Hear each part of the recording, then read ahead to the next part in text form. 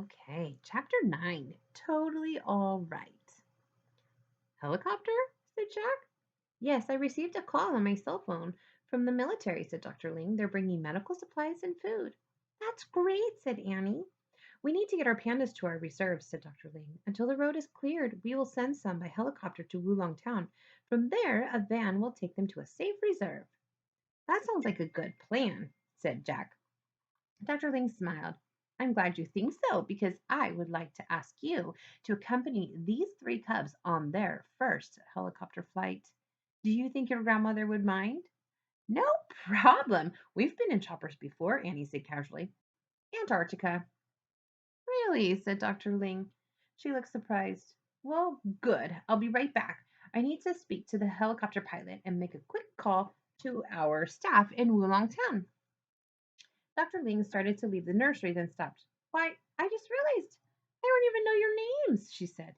Jack and Annie, said Annie. Dr. Ling nodded. Thanks, Jack and Annie, she said, and then left.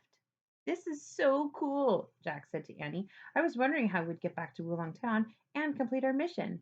Annie smiled at Jack. Remember, things always seem to work out when we just do the next right thing, she said. Funny how that works, said Jack. And this way, we won't have to leave the cubs yet, said Annie. She wiped milk off Rolly's mouth with her hand and kissed the top of his head.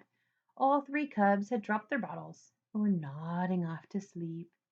Can you stay with the kids while I say goodbye to Bing Bing? Said Jack. Sure, said Annie.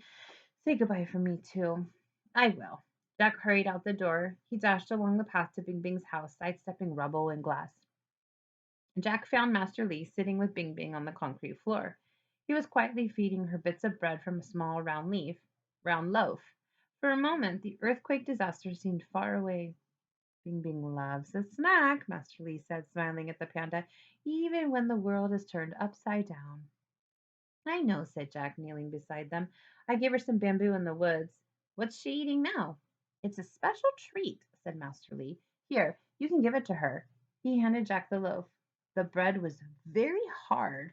Jack struggled to break off a piece. Bing Bing opened her mouth wide, and Jack placed the bread on her pink tongue. As the giant panda chewed, she stared at Jack with her wise and gentle gaze. I thought she ate bamboo, said Jack. She does, said Master Lee. This is bamboo, but it's ground up and mixed with molasses, grains, and vitamins. It's very healthy. We call it panda bread. Jack turned his head to look at Master Lee. And it's baked with love? He said. Yes, said Master Lee, looking puzzled. Jack gave him a radiant smile. Is everything all right? Asked Master Lee. Yes, everything's all right, said Jack. Totally all right. Good. I'm glad, said Master Lee. It has been a very difficult day. It has, agreed Jack. Annie and I have to take the cubs to Wulong Town in a helicopter. Would it be okay if I took a little panda bread with me to show Annie? Yes, certainly, said Master Lee. He gave Jack a small hunk of the panda bread. But don't try to eat it, he said. It's very tough, finished Jack. I know, tough as wood. He put the bread in his backpack. Then he stroked Bing Bing's fur. Bye, beautiful, he said. He turned to Master Lee. Bing Bing is really lucky to have you and her family, Master Lee. The panda keeper nodded shyly. Thank you, he said. Jack and the giant panda exchanged one look. Then, excuse me, Jack hurried outside. Leaping over the rubble, Jack ran back to the nursery. On his way, he saw that the helicopter had landed on the kindergarten playground. Soldiers in green and tan uniforms were unloading boxes. Jack found Dr. Ling and Annie waiting for him. They were holding Roly and Poly. Jack, if you take the smallest cub, I will help you all get settled in the helicopter, said Dr. Ling. Sure. Jack picked up Little Guy. The cub was drowsy and cuddly. Let's go, said Dr. Ling. Dr. Ling, Jack, and Annie left the nursery and carried the little pandas outside. Night was falling as they stood in the playground and watched the soldiers finish unloading food and medicine.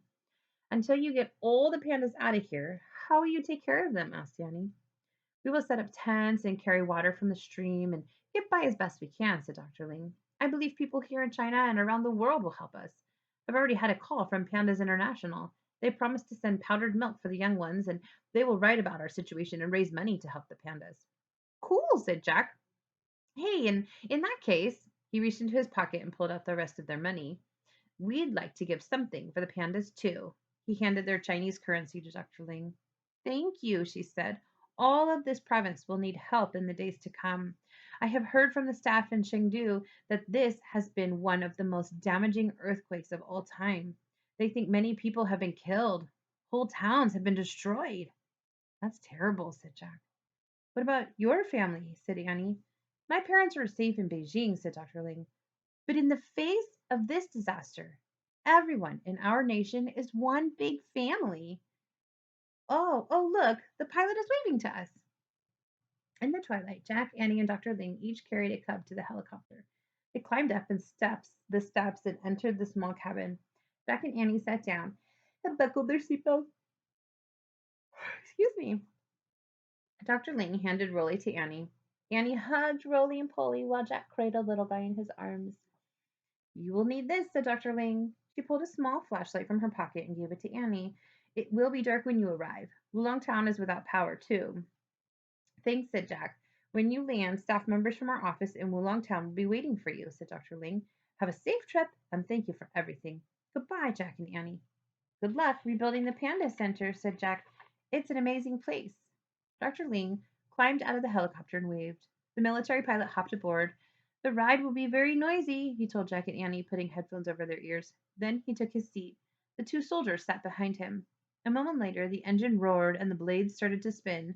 The helicopter shook.